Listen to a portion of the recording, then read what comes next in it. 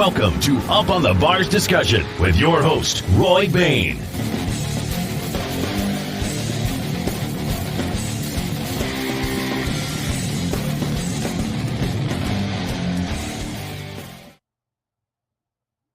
Well, welcome to Up on the Bars discussion. I'm your host, Roy Bain, and today we are joined by Ed Rensi, former CEO of McDonald's for many years and chairman of the board at Fat Brands. You've met him and seen him on here several times. And then with us, we have a Hall of Fame driver from the Michigan Hall of Fame, or Michigan Motorsports Hall of Fame on here, Jeff Finley. Jeff, welcome to the show. Ed, welcome to the show. How are y'all doing today? I'm outstanding. Yep. Doing good. Thank you for the time. Yep. Well, I have to tell you, we're pre-recording this. This is the first time we've done a pre-recorded show on here. And I got up at 5:30 in the morning to make time over here on the West Coast. So these gentlemen are on the East Coast. So I had to you'll see me drinking coffee trying to get motivated this morning. So I'm pretty sure Ed and I get up about the same time, about 4:30, 5 o'clock every day, probably. I was up at 3:30 this morning doing consulting work for a restaurant group, telling them how to manage people. Yeah, well, I've had a couple of 4:30 phone calls from Ed. I'll tell you in the past, going, "Hey, I'm going on Neil Cavuto's show earlier. I need some trucking information." And it's like, "Okay, here we go." So I get a chuckle out of it because I don't think Ed ever sleeps. So when I raced for him, I got a few of those phone calls too. I missed those. That was a lot of fun. So Ed is the one that brought us all together this morning. He called me about you to have you on the show. And what we want to get into talk to you about is your father, I believe, passed away around this time last year. 1 year ago tomorrow. Okay. Well, okay. I didn't realize it was that close. I just saw February. Your dad, I read a little story on here to get some background on him. Seems like a kind of interesting guy. And he comes from that era that we all like to celebrate in motorsports, where you didn't go out and buy a chassis from somebody, stick a motor in it, go racing. He did the same thing to start probably one of the biggest tow companies in Michigan, from what I understand. I haven't seen it, just did some research. He drove tow truck for a couple of years for other people, decided to go out on his own. It said in 1967, he built his own first tow truck.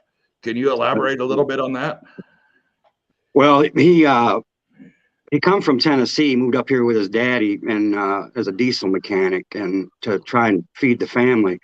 They got into towing a little bit, and he worked for a couple other people, and he just thought he could do it better. So back in that era, there was no hydraulics, right? So everything was steel built. So he inherited a stick welder, bought a 64, I believe, GMC pickup or Chevrolet, bigger pickup, and he just started welding. He started cutting his steel and welding. He built a whole dang thing from the ground up, and that's how Northside was founded. So, he worked for other people and built his tow truck, and then found a little building that he could make work, and here we are today. Yep, and I know from what Ed said, y'all's tow truck, and we talked a little bit before we got started. Y'all do a lot of towing of semi trucks and things like that. I drive semi trucks, so I know that that's a challenge when you tow those. But in Michigan, you have something up there that people don't understand. You have lake effect snow, and you have winter. You have real winter. What kind of challenge is that for you? Well, I mean, the winters have been soft a little bit, so we're blessed enough just to have a good following and a good direction from him, on how to run a business and treat people. So we're blessed. Obviously, winter enhances it a lot. We're kind of like in the center of the state, central, I would say. So we don't get a lot of the lake effect snow like they do in Grand Rapids, Muskegon, those type places.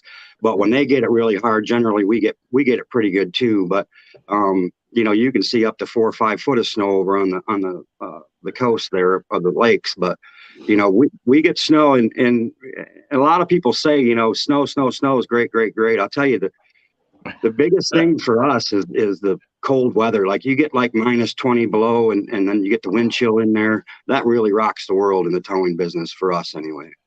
Yeah. Hey, Jeff, talk a little bit about towing electric cars. I found that fascinating when I talked to you the last time. Well, I mean, it's crazy. It's scary, right? So, I mean, if they're in an accident, I mean, you know, we just got done building 2 cement barriers, right? So you put these electric cars in there in case they catch on fire, because when they catch on fire, you can't really put them out. They just walk away and let them burn to the ground, basically, right?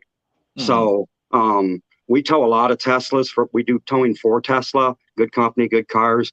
And, you know, you got to have experienced guys in it, right? So they have what's called RecMaster. It's a national towing training center, right? So I attended one of those meetings on electric cars, and you know, the world's going a different direction, that's for sure. But to, you know, I mean, what do we run around with charging stations on our tow trucks nowadays? You know, I mean, I don't know what the future holds, but electric cars are becoming a really big thing, and it's really delicate towing and delicate care.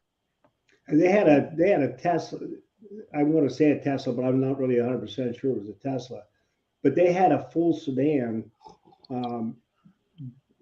lithium battery catch on fire here in the area. And it burned for 24 hours. And the fire department used 6,000 gallons of water to contain the thing, because they couldn't get close enough to it to tow it because of all the fumes and everything. Agreed. On the board of directors of Snap-on Tools, we started building brass and copper tools, because firemen that want to do extractions and stuff on electric cars are getting electrocuted because of the high voltage. So they got to go in there with rubber gloves on and special tools. It's crazy what's going on. Okay, we got to get to racing, because that's what this show's all about. Well, I'm going to elaborate on the towing in Michigan, because I didn't know this until I delivered milk up there to all the plants. When you're talking about the 75-ton vehicles that we were talking about earlier, in Michigan, y'all's tanker trucks up there, I don't know how much they weigh, but they got about 8 axles laying underneath them. I don't know how y'all tow those on there. That looks like that's a challenge in itself. Well, unless it's from the scene of an accident, you want to separate the two and hook. You know, you got your own tractor. We do anyway. You take a tractor out there and hook onto that, and then you tow the tractor off with a wrecker. But we've had to tow them combined, man. And I mean, you know, you're pushing about 160,000 pounds behind a 75,000 pound vehicle. So, you know, very hairy, very sketchy. But I mean, at the end of the day, it's got to be done, right? It's got to be done. So, well, and that's what I want to talk about what you and your family do, because besides from racing, the tow business in Michigan is a challenge. Like, if you haven't ever been to Michigan and seen what they've got a lot of challenges they face with the towing industry, a lot.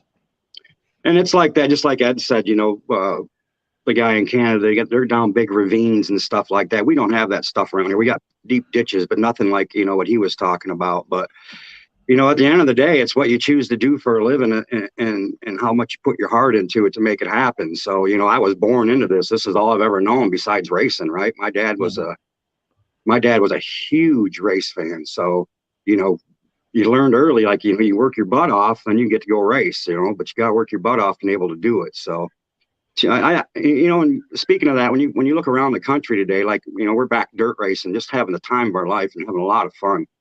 But a lot of the cars that you see on the racetrack have a towing company on the side of them. Absolutely. It's crazy. I mean, it's amazing how many towers love racing. Right. And you got to be a gearhead to love racing. I don't know why I like racing, but my mother took me to my first dirt track race at Grabbage Speedway, because she had a friend that had a Hudson Hornet, and he was racing it. And I couldn't have been 5 years old. And man, I couldn't believe how exciting it was. All that noise and dirt flying and banging. And it was just exhilarating. And I drove my first race car when I was 13 years old. I went to a drag strip in my cousin's car. I was the lightest person in the family at 113 pounds. And I got to get down a drag strip, but I swear to God, I'd never ever do anything again the rest of my life but drag race. It was, and as you just said that, you know, when your mother first took you and everything you just said there, that is exactly 100% my father. But he was 18, I think, with my mother, maybe 17 or something. But he had the exact same sentiment. He was he can't. That's all he could do. He just loves it. Right. Well, and that's what I was going to get into, bringing you into the racing. We mentioned your dad built this tow truck in 1967. But in the story, it talks about your dad was a great mechanic, but your mom had a love for racing. So that brought them together, just like we were talking about. You got a gearhead, you got a race fan, you come together. And that's just a recipe to go racing. Well, Daddy was kind of drag racing a little bit downtown, back in that era. Life was really good. And that's how they met. He was drag racing and Daddy beat the guy that Mama was riding with. And then they got done and got to farting around. Well, Mama come over there looking for Daddy, and then the rest is history. So well, and that escalated into, I don't know if your racing lineage goes back further than your dad, but your mom and dad are in the Michigan Motorsports Hall of Fame. Apparently you and your go ahead. I was gonna say that apparently you and your brother started racing. Let's bring y'all into that picture now. Yeah, so Dad, they went to Capitol Speedway. It was a little dirt track, defunct now, way back in the day. And he met a guy named Gary Fedewa, and he became his mechanic. And then as Daddy's business grew, he kind of helped him a little bit with tires and so on. And then when I think I turned 11 years old, a guy come in the shop with a go-kart in the back of his truck. He didn't have no money to get his car out, and so Daddy traded him. So that's how I started racing. I started racing go-karts at 12. Some of the best times I've ever had in my life was racing go-karts, especially with my son Chad. But so then we only lived like 4 blocks or 4 houses from where they kept the race cars. So that's where me and Dougie were all the time. You'd find us down there at the shop. Dad'd be down there. If Mom couldn't find us, she knew where we were because there weren't no cell phones back then or nothing. So that's where it all began for us, was on Brynford Street with the Fedewa family. And then my dad's passion just escalated, and he wasn't stupid. I mean, we bought used race cars. When I raced for him, I think I only had 1 new motor, and the dang thing blew up on the first night, and he said he'd never do that again. And but we always bought Gary Fedewa hand-me-down motors, and we always had good stuff, but we had a lot of tires too. So we kept the big end down and invested the money where we needed to, in other places. So what a childhood, man. What a life I've had. So I'm going to go back and relate this because I've got to talk to some really cool people since I've started doing this. It's not something I planned on doing, but we got to. But Ed introduces me to all kinds. Your backstory that you're telling me it mirrors so much of what Kenny Wallace had to say about his growing up. And then you listen to, I talked to Ernie Urban, kind of the same story growing up there. And so it's just cool. Everybody kind of in racing kind of seems to always have that same backstory. It started with us as kids playing around, and then it went on to this. So you started go-kart racing, you moved up, you met the Fedewas. So is that the Fedewas, like Tim Fedewa and all of that family, or is that a difference? No, it's the same family. It was Timmy's uncle, Gary. Timmy's dad raced too, but I was clung to Gary. Butch didn't live by us, so Gary was my hero. He still is today. He just stopped and seen us here the other day. So, yeah. I got to know Butch Fedewa pretty well because he was running a parts truck at some of the racetracks, and he introduced me to his son Tim. And he told me he's from Michigan and knew Jeff and everything. And I said, "Well, you ought to drive for me someday." He did. Yeah. He drove a couple races for me. Yeah, he sure did. Too. Butch, I think Butch lives down by you now, Ed. Could be. I'm starting to get more and more people from that era are moving here, and they're suddenly all of a sudden they're sending me notes and calling me, and I don't know if they found me on Facebook or what the hell's going on. Yeah. I just got a phone call the other day, Jeff, from a guy that owns 3 NASCAR teams, 3. He's got 2 truck teams, 2 Xfinity teams, and 2 Cup teams, and he wants me to help him do marketing, promotion, introduce him to people, because I'm really good at that marketing side. I don't. Absolutely. I just like the process. I like the people is what I really love. Mm-hmm. I'm debating. I'm 79 years old, man, and I'm working full time as it is now. I'm thinking to myself, do I really want to do this? Well, hell yeah, I do. Absolutely. I got married new 10 years ago after my wife passed away. And Barbara, she loves racing. She doesn't like the racing so much. She likes the social environment where there's so many beautiful people with a common sense of good and happiness and focus and competitive drive. And it's a wonderful culture. It's a wonderful culture. It's a great way to live your life. It is. I think that's why everybody that gets involved into racing, that's the core. Everybody that gets involved is competitive, highly competitive people. I bet if I talk to you about certain things, you'd find out you hate to lose at anything you do. That's kind of everybody with that. But at the end of the day, in the pits, hanging out with everybody, I don't drink but I know a lot of people having the beer after the races is the greatest thing in the world. And it's just as fun to hang out with them. It's crazy. That's what I like about racing more than anything we do. It's the camaraderie and the hanging out. And you're talking about hanging out with the Fidoas, getting motors, working on car. I guarantee you there's a million stories that you could share on there that you probably shouldn't, that happened in the shop working on stuff. Oh, agreed. I mean, and I was blessed enough to pick it up another notch. When I met Ed, I was racing out of Ken Schrader's shop, and I met Ed, and how did we meet, Jeff? I was trying to remember how we met. It's like you've been in my life forever, and I don't even know how we met. I can't remember.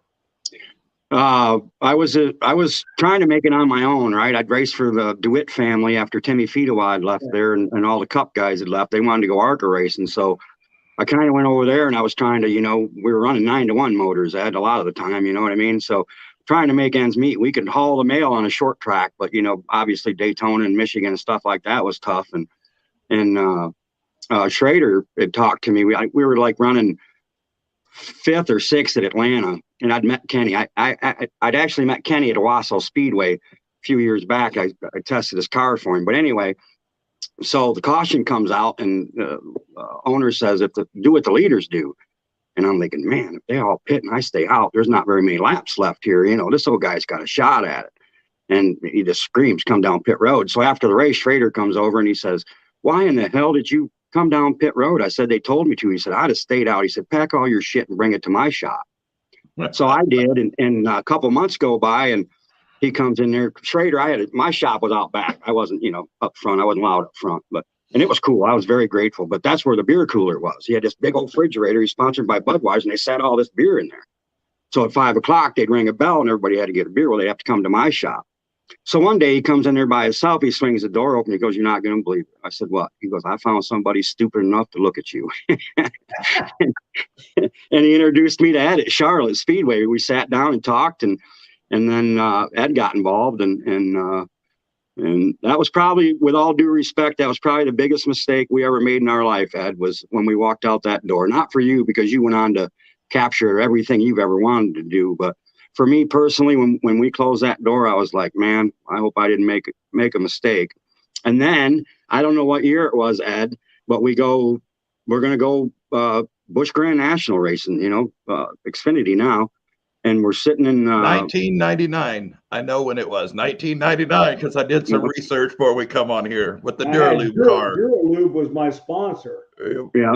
So I can tell you, the guy that started that company was a relative of the Three Stooges. That should have told you something. Agreed. So Ed and I had been talking about it a little bit, and we're sitting in the hauler at Pocono, and Ed's like, let's do it. Let's go Xfinity racing. I'm like, me, I'm like, all right, let's go, man. I finally got my big chance. Not knowing that the next year there was going to be 58 cars at every freaking race. But so Ed picks up the phone. He's going to call McDonald's and do something with his stock. I didn't understand it. And then he come out we're standing at the back of the trailer getting ready for the race, and here he comes. Ed's smile and laugh is just so lovable and acceptable.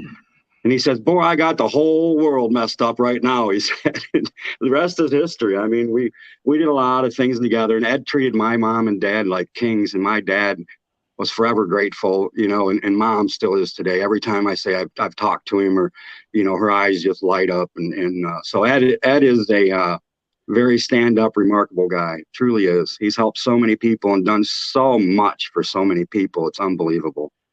Well, I don't know if you remember this, Jeff, but we were doing the 2 dirt tracks for ARCA in Illinois, DuQuoin and Springfield. And you recommended I have Schrader drive the car one time. Absolutely. and I think it was Springfield. I don't remember for sure. And he shows up, he jumps in the car, and he said he makes 40 laps. Never said one damn thing on the radio. Comes in and says, I need a wrench for the right front spring. I want to jack it up a little bit. He does whatever the hell he does on the hood himself, gets back in the car, runs another 40 laps. He said, don't any of you guys touch this car except put fuel in it. Then he won the race. He went on to win the race. Yeah, sure did. He said, this is one of the best bad cars I've ever driven. Yeah. I had the old left-hander. You remember the left-hander chassis? Sure. That's what I drove, and damn thing got all kind of mud in the radiator and burned the damn motor up on me. Well, that's okay. That's what's racing all about. You break it so you can fix it. Right, and we've done that a few times. Fix, race, break, repeat. I'm running late model dirt cars, and I built a garage in Chicago. And I just had a bunch of Ace Kohler. All my dirt guys became my ARCA team. Yeah. The Delaware Dogs came from Delaware on Joe Biden's state. They showed up at every race at their own expense. All they wanted to do was be on the crew and get in the race for free. Every race they came. They were just a team. They were really good. I like being with those guys a lot. In fact, I tried to get one of the guys' son into racing, but it didn't work out so good. They just recently retired from racing, all three of them. Wow. They're all on Facebook. I'm friends with all of them. Well, send me their names again so I can get them on Facebook or at least say hello to them. But, sure. Bill Venerini was from Chicago, and he drove ARCA with a gas station, Amoco or something like that. And he won the championship. Yep. I think he broke his neck the year before or something. I don't remember. But anyway, I found out he was building race cars, and I called him up. And this was like, I don't know when it was, probably May, something like that, June.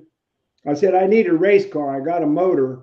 I need a race car, and I need it by the first race in ARCA, which is, I don't know when the hell it was. He said, I can't build that car that fast. I said, I bet you can. I said, how much it cost? He said, well, I got to have 85 for the car. I said, if you get it done, I'll give you 100. That was you. Remember the personal friends after that. Yeah. And I had a guy in Indiana that built race cars for Indy teams. His name was Nicky Nickos.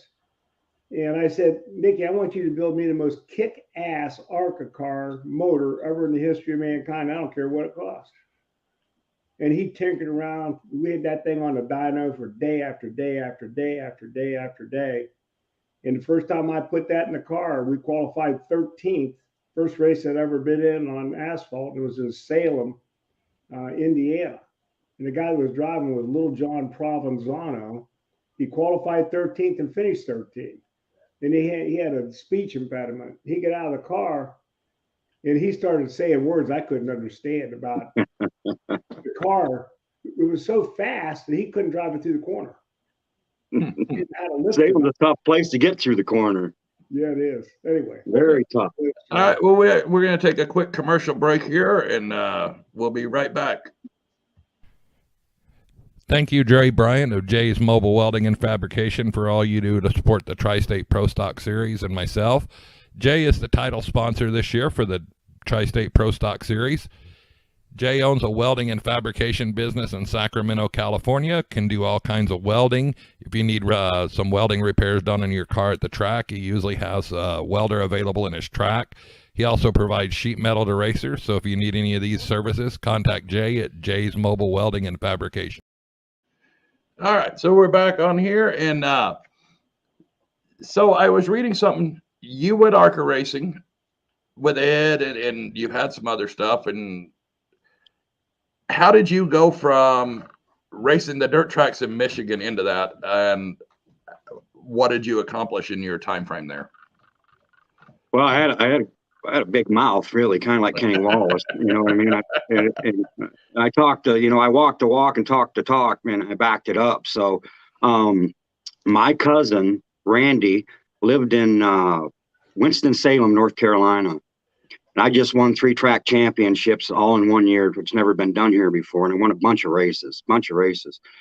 And he said, hey, I met this guy, owns a little race team down here in Kernersville, North Carolina. His name's John Paul Linville. I said, he said, he's looking to do some stuff and blah, blah, blah. So, yeah. So I went down there and I met him, which is now Delana Harvick's dad. And unfortunately, he passed way too early, but we just became really good friends. So that got me down to North Carolina, and I started running Concord and that kind of stuff. And we never fought, we never argued, we never were disrespectful to people or in the public eye. So, that kind of helped me and get to that level. And once I got down there, I just met, people after people after people, and John Paul was the biggest one. So that excelled me to where I got to meet Ed, and where I got to accomplish the things I did. So and it's just with my son right now and everything we're doing, it's just great. I mean, there's like Ed talking about getting back into NASCAR, which I think he should. I think he belongs there. I think he's got so many friends and family there. It's really good for him. And if his wife wants to support it, that's awesome. But, we just got 2 dirt cars that it's just a blast. I mean, there's no pressure. It's family. It's Chad drives it. He works on it. He wrenches it. We got a couple of buddies that help out. We got the big new hauler this year, so we can travel and do that kind of stuff. And it's just, if you do it right, you're going to meet so many good people, and you'll be blessed to get help along the way. Jeff, that's an interesting thought. If I had to do my racing life all over again, I would have never left ARCA. Agreed. Because ARCA is probably one of the best competitive series I've ever been in. It's got all the great aspects of NASCAR with none of the political BS. You're not dealing with cubic dollars. When I left NASCAR finally, and when Obama became president, he said the military couldn't sponsor NASCAR anymore. So I lost my primary sponsor, which was the United States Marine Corps, which I'd had for 6 years. And it just, on November, it was it. We were done. He got elected, and that was the end of it. And I didn't have a contract with him. I never signed a contract with the Marine Corps. I just told them I'd do what I said I was going to do, and they did what they said they were going to do. I'd have stayed in ARCA, because I think ARCA is one of the most fabulous asphalt racing series in the United States. And I would have stayed a lot more local, because I'd still be doing it if I'd have stayed local. I'd be doing it down here in Florida, but I'd have been doing it. It just, I can't say enough about Drager and those guys that really made ARCA happen in the right way. And these new cars that they've got with all these carbon fiber bodies and stuff in NASCAR, it's not my favorite thing. They're going to have this street race in Chicago, and I know Chicago really well. I lived there for 20 years, and I'm telling you, where they're going to have that race, I don't know how the hell they're going to make the turns, because it's 8 square turns, and it's on flat city streets, and they're going to pit and have the haulers and everything at Soldier Field. The Chicago Bears says, no, you're not. Who said that you could use our property? And they said, well, we own the stadium. Yeah, but you don't have it under contract. So now they got this big dust up over where they're going to put the haulers and cars and trucks, because the Bears want to move out of Chicago. They want to move to Arlington Heights. You get in all that political. I said, NASCAR. Right. Run what you brung and stay in your home.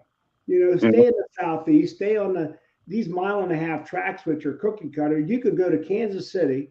You could go to Chicago and a couple other places, and you might as well just go to one track and run 12 races and then quit, because those 1.5 mile tracks are the most boring thing on the face of the earth.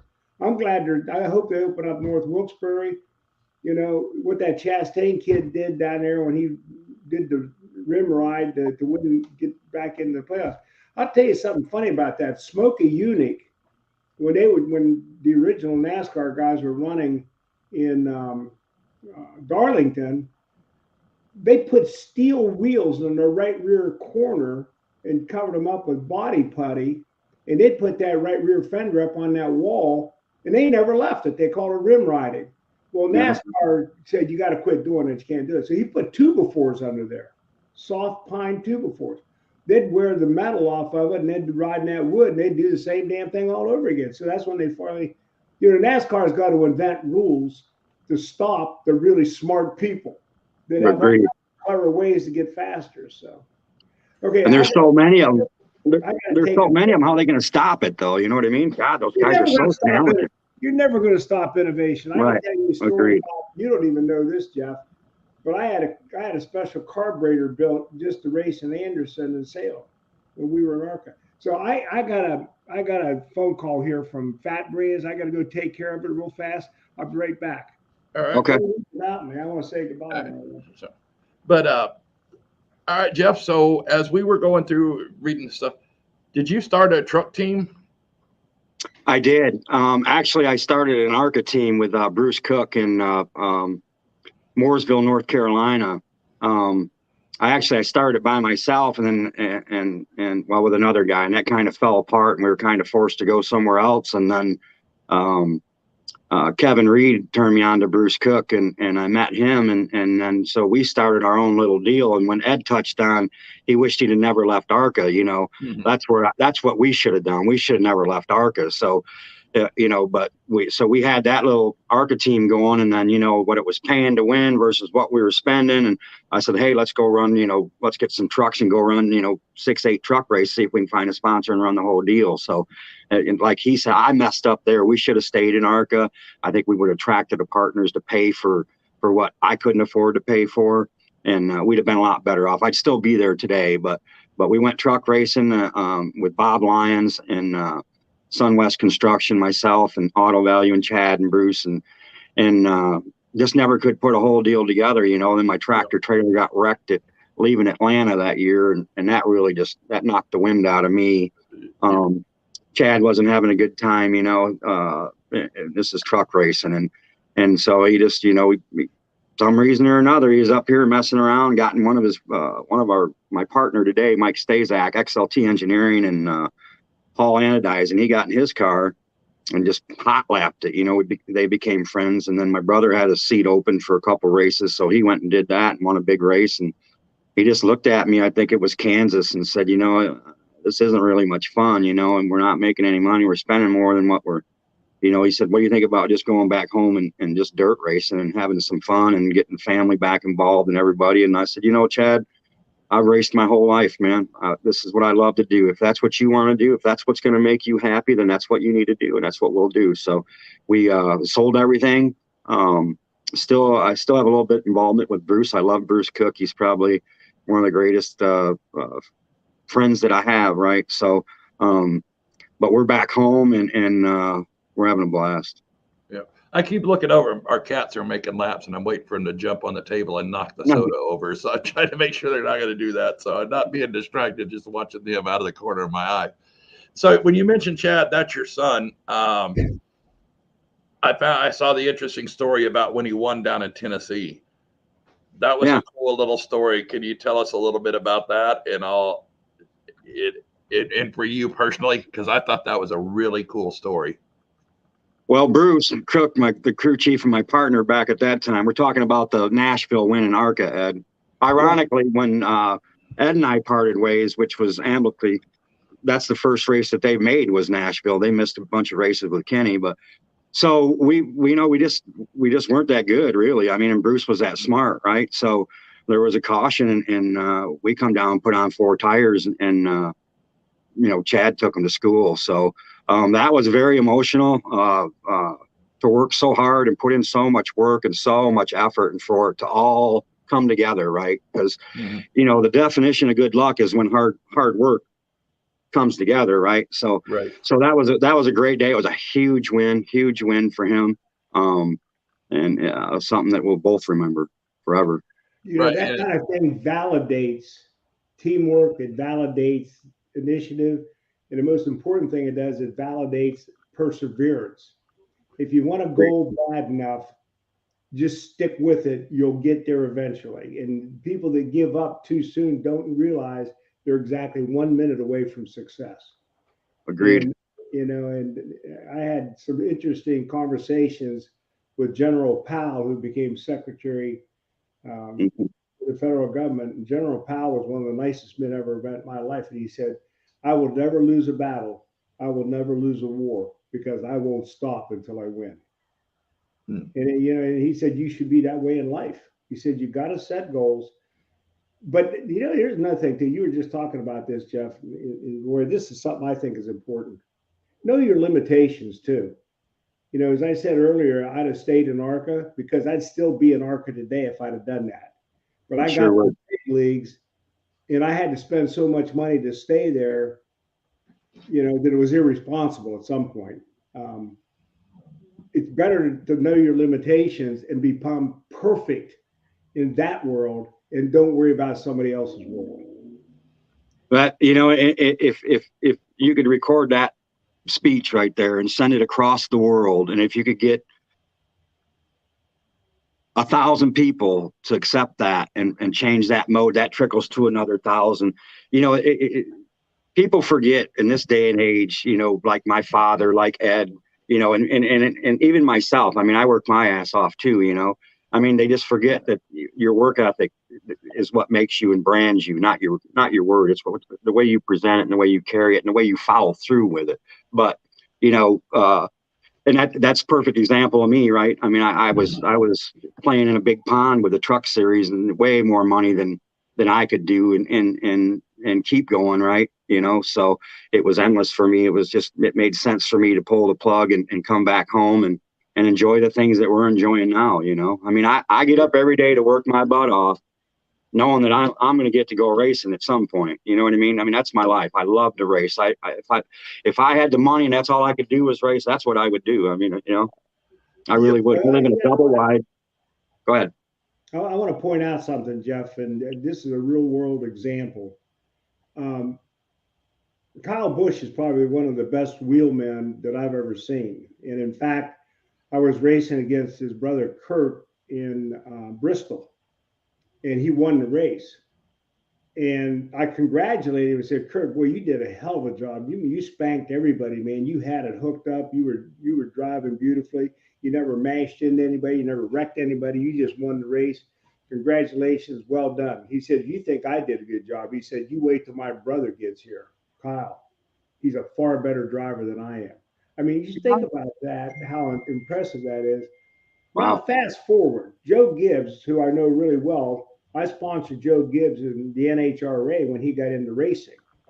I knew his son Corey. I knew JD. Lee Beard was our crew chief. Cruz Pedregon was driving the funny car. Jim Yates was driving the Sportsman, and Ace McCullough was driving the Top Fuel. And I went to all the races with those guys because I really wanted to understand motorsports. I was the president and CEO of McDonald's at that time. And I got to know Joe really well. He's a wonderful, wonderful Christian man. He believes in family to the nth degree. And when JD passed away, that damn near killed him. And then to have his son Corey pass away almost identically, you know, really was earth shaking. And to him, Kyle Busch was another son. And he wasn't able to get sufficient sponsorship to keep Kyle in a car in his portfolio. And everybody was blaming Joe Gibbs. But you know, running that cup team, you know, you're talking about a $30 million proposition. You can't do that with pennies. You got to have $100 bills. You got to have a lot of Benjamins in your pocket. Well, Joe won a Super Bowl, but that was a long time ago. He went back into the Redskins to coach because the founder of FedEx said, "I'll sponsor your race car if you come back and coach for 3 years." Corey was his offensive auditor, or whatever the hell they called him.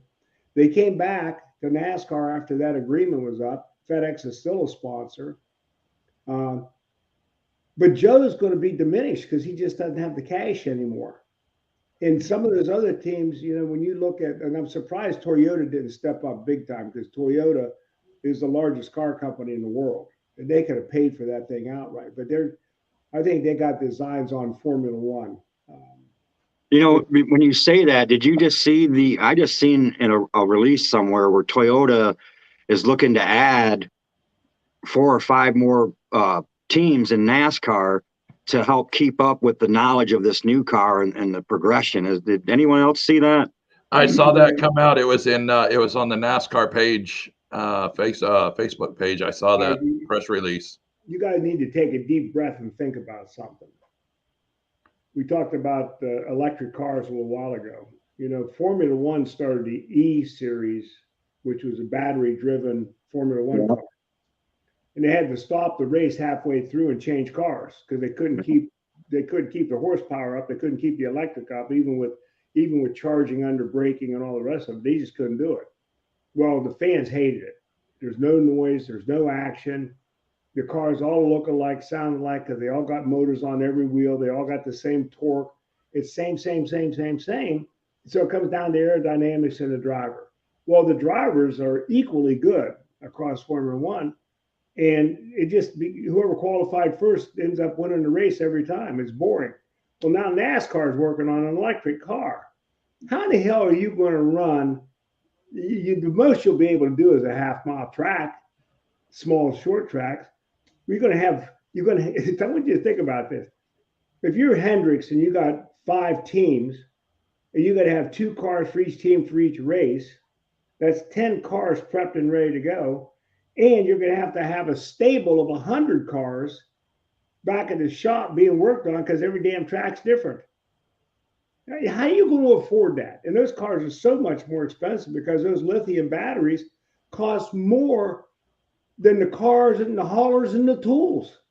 And China owns all the lithium. So to my mind, everybody in the motorsports industry better wake up to the fact that we're much better off with 4-cylinder engines going around half-mile tracks where there's a lot of action and people can have fun and everybody can participate. When you start making a series so elite, the other thing is NASCAR does it well, I think they do now. Their biggest fan base is aging out. Agreed. My age. A guy my age has been racing for 40 years, goes to the Daytona 500. He's got seats up on the top row so he can see the race. There's no bathrooms up there. There's no food up there. So how many trips up and down am I going to make in that 6 hours? Plus I got to get there at 5 o'clock in the morning and I got to walk 2 miles to get to the track. There's no elevators. There's no escalators. So, NASCAR fans are aging out because the baby boomers are the biggest automobile fans in the world. Yeah. So, when you look at the sport, I think it's going to be much more grassroots in the future, smaller tracks, more involvement with less complicated equipment. And I just hope they never take away the internal combustion engine. I don't care if you run on alcohol, gas, or propane. I think that's what racing needs to say. And if I had my own series, I would not let these 1.5 mile tracks exist. I'd get rid of every one of them.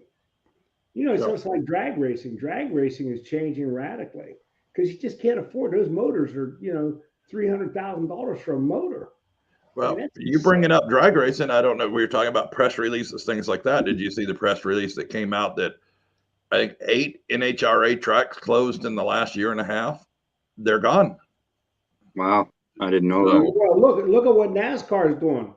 They sold the Chicagoland track, and I was one of the owners of that place. We founded the drag strip initially and then built a dirt track, and then we built the big track with NASCAR. They sold that thing to a trucking company for fleet use and bulldozed the track. Think about Daytona. They took 100,000 seats out of that place. There's not one seat on the backstretch now. Not one. Well, and you're talking about that track getting closed up for a trucking company. One of the coolest tracks I ever got to watch race, and being from family ties to Tennessee, Jeff's going to know exactly where I'm talking about. Atomic Speedway, right as you're going into Knoxville in Lenore City. Yeah. I raced Atomic Speedway. It was electric. Okay. Yeah. It's gone, and a trucking company's there. That track, it's gone. Heartland Express has the property, got a big old trucking yard right there on it right now. It's gone. Well, it's a wide open space, and it's out in the country. So. Yep. And I liked it there. I got off the interstate, parked my semi there, walked in there. If anybody hasn't seen the cars race on that red clay in Tennessee, I guarantee you, if you stop somewhere and watch it, you're in for a treat. That track is so hooked up that the left rear tire on the front wheel car is up in the air all the way around that. That track was bad fast. That's all I can tell you. I won a bunch of races in late model dirt cars, and the gamesmanship was more important than anything. But my goal was to keep that left front tire on the track. Agreed. Because that means you have balance in the chassis. Well, we finally figured out some things. that Kenny Schrader helped me with. Yeah. And so we go to a racetrack, and we had to have these steel tubes for lead. The lead was inside, poured inside, and you capped them and you weighed them so you knew what the weights were. You had to put your car number on them, paint them. So I tell my ace Kohler, I said, I want you to weld me up a 40-pound weight. Paint that thing white, put number 83 on it, and I want you to bolt it to the left rear bumper where everybody can see it. The thing was empty. There was nothing in it. It was so, the steel was so light you couldn't believe it. Actually, we welded it up out of aluminum and never told anybody. Well, the next week we won the race. I mean, we set fast time. We won the heat races. We won the feature. And everybody's like, holy shit, what are they doing? So Billy Moyer actually come up to me. He says, why did you put that weight on the left rear? He said, that doesn't seem to make any sense because that's going to lift up the right front tire. I said, well, it's left side weight and helps keep that left front tire in the game, which helps the left rear tire stay in the game. So I said, now I got 4 tires to turn with instead of 3, which is bullshit because 3 tires to turn is a lot easier than 4. Right. So the next week we go to 3 or 4 more tracks, and every time we went, another team was putting these 40-pound weights on, we were kicking their ass. And it was all because the right front tire was coming up off the ground. They couldn't keep it in the turn. They beat themselves. It's cruel. Yeah. But that's exactly how the sport works, though. You have no idea. Yeah, it's that we've all got some stories, and we're not going to get into it. But those are funny. So one of the things we wanted to know how Chad's doing. Tell me about Chad. What's going on with the dirt track? When you guys, please don't get out of that series. Stay where you're at. Maybe go to ARCA. That's it. Don't do anything else. I'm done with all that. We're getting ready to do some business things up here. But Chad does very well. He's doing great. He's married. He's got a daughter that just melts your heart. But he works on he runs our DeWitt location. We got 2 locations, so he's up there every day, and he gets to go out back and work on race cars too when there's nothing going on up front. So he's doing really, really well. He really understands these race cars, right? I mean, I look underneath there and I'm just like, I don't know what to do. So I don't even get involved. And people always ask, what springs you got and what are you doing? I said, man, I'm telling you, I don't know nothing. I know how much stagger we got and that's it, So he does an exceptional job. He's a good father too. So I'm really, really proud of him and his direction. My daughter's married and got two kids. She's doing super good. She works for the state, and just so it's everything's really good. It's just keeping the hard work up, keeping the focus, and keeping the funding available to capture it all, right? So, and we've been blessed ever since we've been home. We've had plenty of everything to go around. So we're in a good spot right now. So Jeff, why don't you make a couple laps of the dirt car one of these days and see if you still got it? Well, I'll tell you, it never ever crosses my mind. And when you talk about the left front tire coming up, which our cars don't do that, but the way they go in there and the way I know for a fact I could do it, but I'd want to be on the racetrack by myself for the first couple times, you know what I mean? But I just don't have the desire, right? I mean, I was so blessed to do all the things I did, and now it's just fun to see him enjoy it. And I mean, with all due respect, he truly enjoys it. His wife is a huge supporter. She used to race. Carson, my granddaughter, she's almost 3. She comes out of the office the other day and she's got her little headphones on, for the noise. And it's December. And she says, "Grandpa, I'm ready to go racing." So they got I got them a new hauler, and in case I got to work all the time anyway. But so they can just take a family and their crew guys, man. They can just go have the time of their life and have fun and enjoy it. Surround yourself with the right people and have the enjoyment, the fun cookouts, all the cooks out. It's after the races, breakfast in the morning. We do that stuff here locally. I want them to do that on the road. So Jeff, you got to get a hold of Schrader and tell him that the 4 of us are going to come on Roy's show. Because he would love that. You would have to be 5. You'd have to put Wallace in there, I'm sure. But I probably don't want to do both of them together. But I don't get to talk to him as much as I used to. He was down in Marco Islands here for Christmas, and one of my buddies was with him. So my goal this year is to find a race that he's physically racing at, and just say hi and have a couple of beers and And I've been trying to save up $1,000 because he let me race for him way back in the day before I met you, Ed. And I said, you'll never even know I'm there. Well, the damn motor blew up and everything. I mean, we had more parts. And it was ARCA. It was at Charlotte. We had more parts spread out on the pit area, on the cement. You know, we were down in turn 1 there, Ed. And I mean, he walks over there in his big old cup suit and he's like, huh, never going to know you're here, huh? He goes, what in the heck is all this shit, you know? So, so I had all these sponsors, you know, and we ran good and we ended up getting a flat late in the race. But anyway, so I was supposed to give him all this money and I shorted him about $5,000. So over the course of the last 20 years, I've been saving that $5,000 up. And every time I get close to that number, I never see him. So I spend it. So it's my goal. It's my goal to have $1,000 the next time I see him and give it to him. I just spent your $5,000. Sorry. Yeah. Yeah. Hey, I'm going to have to call it quits, Roy, because Sure. I got these lawyers on my ass from California. So I got to get going. Jeff, really good to see you. I hope we get to do this again. I really, really enjoy it. I'd like you and Chad to get on a Zoom call with me sometime and just talk a little bit. I'd like Absolutely. We can do whatever you want. I'm a little kid, but I don't know him now. You would be very proud, and that would be an honor, Ed. I mean, like I said, you know, I wouldn't have got half the blessings I got if it wasn't for you, Ed Rensi, and I'm grateful for that. And I'm always going to love you and be your friend. I mean, you've been great to me, and I appreciate you very much. Well, Jeff, that goes both ways. You're the son I never had, frankly. I understand and I appreciate that. Roy, I appreciate you coming all the time, and you go have fun dealing with what you're dealing with, because I know it isn't fun. Take care. Bye-bye. See you, Ed. Thank you. All right. So we're going to hop into why we had you on the show this weekend, or today, is y'all are getting ready to run a memorial race for your father, and I'm going to post up a little bit for everybody to take a look at it. This race is going to be at Corrigan Oil Speedway, the Bob Finley Memorial. It's going to be Wednesday, July 26, 2023.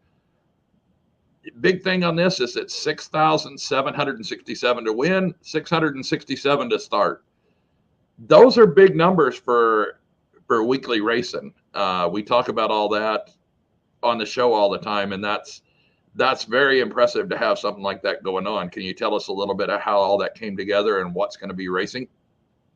Well, I mean, you know, I did a couple of interviews on this, and one guy said, man, that's a substantial amount of money. And I said, well, he was a substantial guy, right? So, and when you look at that pay structure, it's like, it's not all on the top. So that's why it's 6,700, not 10,000, right? You know, and I don't have that in front of me, but it's a great pay all the way back through the field. And I think when you look at motorsports today, they put it all on the top, right? And then the fifth place guy gets $1,500 when it pays 10,000 to win, or eighth, whatever that number is. It doesn't pay back good enough through the field. And I think if I remember right, if you finish 16th, I think it's like 1,067 or something. So it's pretty good.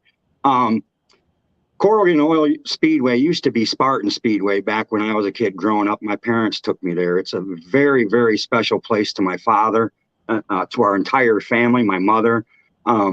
So we just thought, you know, that would be a good race, right? It'd be a good racetrack, a good fit. The promoters that own that are family friends, Tom and Tracy Hernley. So we just kind of put it in the works. And you know, back when I raced with Dad and Mama, you know, we raced Wednesday, Thursday, Friday, Saturday, Sunday. You know what I mean? Right. We raced our butts off. It was so much fun. And this race is on a Wednesday. So it kind of takes all of our family back to the special times we had. Even when we weren't racing, you know, when we were little kids, we would go on those Wednesdays, right? So it's on a perfect day for a perfect guy. And we just want to have a blast, right? I expect at least 20 late models, some really heavy hitters to come in. And I believe we're going to run modifieds with that. My brother, Doug Finley, his son, Corey, runs a modified. I think we're running modifieds, and I'm not sure what the other class is yet. We got a meeting Wednesday night to get this all wrapped up with Tom and Tracy. But, you know, Auto Value, Airlift, myself, Chris Mapes, Mike Stazak, XLT engineer, everybody's just kind of pitching in. The phones ringing, the messages on Facebook are ringing, you know, to get to help put this race on. So right. Just a really unique opportunity for a great day of racing. Right. And so you hit on something right here to me. I promote a series out here on the West Coast, and we're going to run a commercial for one of our great sponsors here in just a minute. But this is leading up. What you just said leads up to why I want to run the commercial for him. Our series pays regularly 1,000 to win, maybe 1,500 to win, but every race is 150 to start.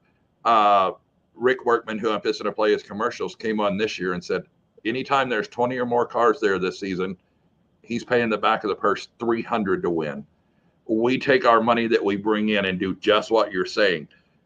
That guy that runs first or girl that runs first is not any more important than the person that runs 20th. And when you have a race, you can't have a race if you don't have 20 cars. So Agreed. That's what we focus on, is a full field, having a great field of cars, and building the sport back to what it was when you were racing. And I know you've seen the decline and all this stuff. That's why I do this show, is to talk about racing. I've never been to a race in Michigan. I know there's racetracks all over the place, but racing in Michigan is not any different than racing in Oregon, California, North Carolina, Florida. Racing is racing. We all love it. We're all passionate about it. And on that note, I'm going to run Rick's ad, and then we'll get back here and wrap up the today. Here, hang on. All right. Tired of calling multiple companies to complete your low voltage projects? Minimize the hassle by calling Workman Communications, your locally owned one-stop shop for all low voltage needs. We tackle everything from commercial and residential data, telephone cabling to access control installation, CCTV, alarms, and audio-video solutions. With no job too big or too small, we'll ensure your project will be completed to your standards with precision quality results. Let's start a new project together.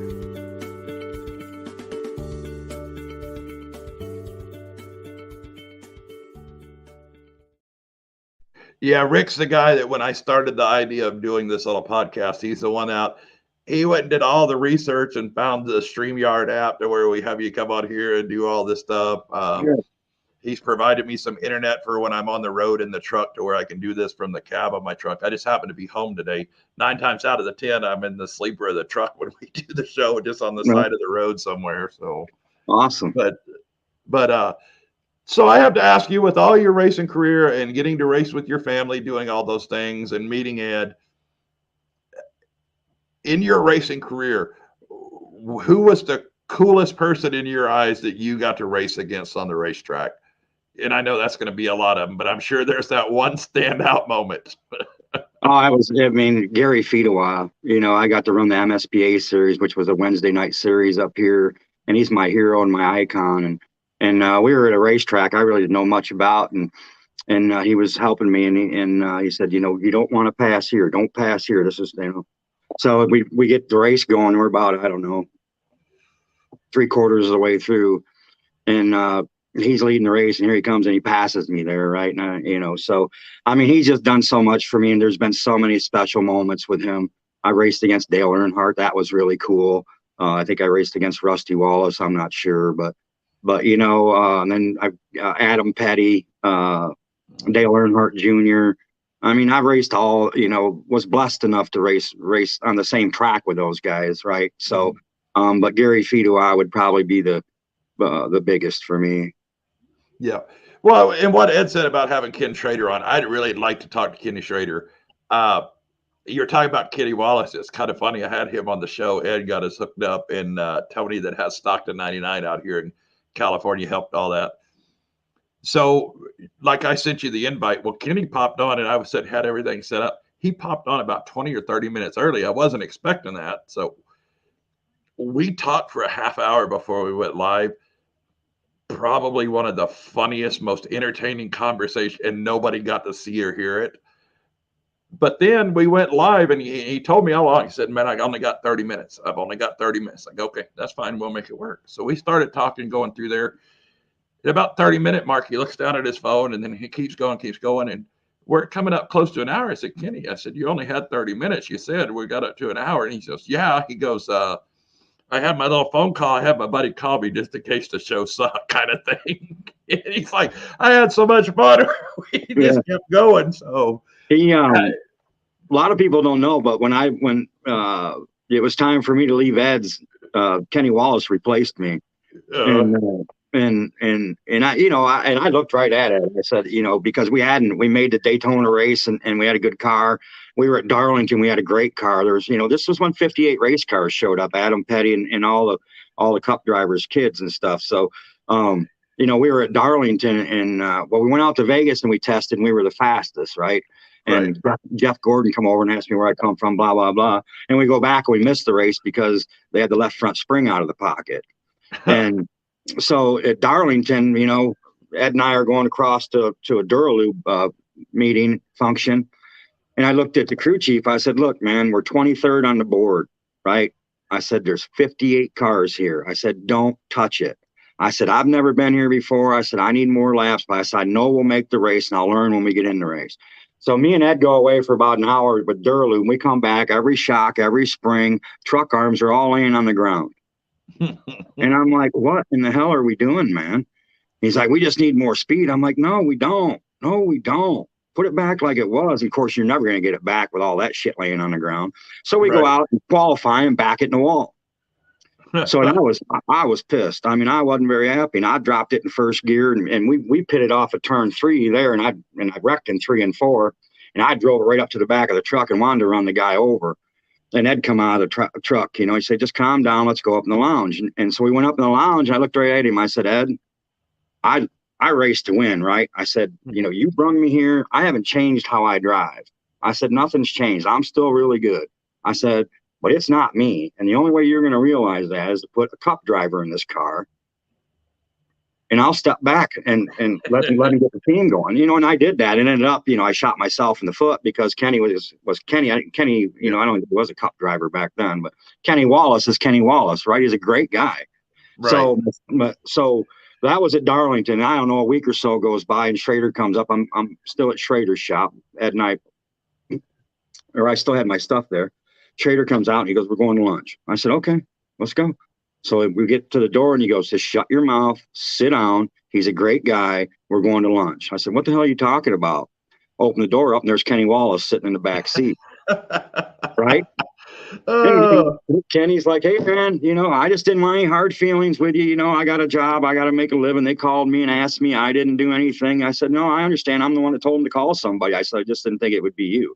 So we've, everybody thought I hated him or we were enemies, but, I don't think Kenny Wallace can hate anybody. He might not talk to you, but I don't think he can hate anybody, but he's a class act. Yeah. And then honestly, everybody I've talked on here, and there's a funny story how I met Ed, but we're not going to get into it. But I met Ed. Ed is a guy that motivates you and gets you up off the couch. 100%. I didn't have any idea when we started this. Ed comes on here all the time. We talk about a lot of different subjects and things like that. But then I've had Jeremy Mayfield on here. I've had Greg Anderson from NHRA on here, Kevin LePage. Never in my life did I think I was ever going to talk to them. People like you. Never thought I didn't. I did research, so I knew who you were, your background, and all this stuff, so we could have something to talk about. This kind of all started as a little bit of a joke, but it just keeps building and building, and I have a fun doing it and getting a chance to talk to people like you and promote what y'all are doing to celebrate your dad's life and things like that is so cool. Well, I'm grateful for the opportunity, and I think Kenny Wallace has found some success in it too. He does really well at it. So I see a lot of people try to copy Kenny, but there's only one Kenny, right? Well, and Ed rags my butt about this all the time. He's like, don't change what you're doing. Don't try to be more professional. Don't try to be more perfect. Right. Just do your thing. It's fun. Everybody has a good time talking to you and kicking their feet over the tailgate and BSing. So, I appreciate the time that you took out this morning to talk with us. And I'm going to have my guy do some editing work on this stuff and we'll get it up. It'll probably be week after, not this week, but the next week on Thursday night. You got my tech or my cell. So if you just text me, I'd really, really like my mom to watch it. I know she would really enjoy it, especially seeing Ed again. So, and I appreciate the opportunity to talk about my dad's race. That means a lot. So I'm grateful as well. I'm going to add you as a friend on Facebook, and then I can just tag you in the link, and then you can post it up on your page too and all that stuff, and then post it up to Corrigan. I have a guy that I work with that is friends with somebody that does a lot of the press work for Corrigan Oil Speedway. So after we get done and get this stuff, he's going to help to have the track help promote this too. Okay, good. Good. I So, appreciate it. I see. It's funny how I got to meet all these people that know all these other people. And we went to PRI this year. You're talking about ARCA, and you may know them. They're from the Indianapolis area, the Laster family. They I had him on the show right after he drove his first truck race with the Rayoum brothers at Knoxville last year. They called me on Saturday. They said, "Hey, are you going to be here Saturday?" I said, "Yeah." His dad goes, "Well, meet us down there. I got something for you." I said, "Okay." So we go down there. They brought me a big old box of donuts from one of the big donut shops over there. And I got to thinking about it when we were there. I actually knew more people than I ever expected at PRI and never having been there. I mean, Greg Anderson was there, got to talk to him again, them, the Stearns family that races out here. It was like, I am really shocked at how many people we actually know at PRI coming from Oregon and California to Indianapolis. It's amazing how many people. Yeah. And PRI was very cool and I don't even know how to accelerate it. It was just fun because everybody that was in that building was in racing some shape, form, or fashion. That was just really cool. Yeah. So, okay, right, my friend, I'll accept your friend request. I got to get on to mine next. I'm not as busy as that, but I got people staring at me. So, yeah, I got to get on the road myself. So, all right, I appreciate it. You have a great day. All right, you too, Jeff. Thank you. Bye-bye. Bye-bye.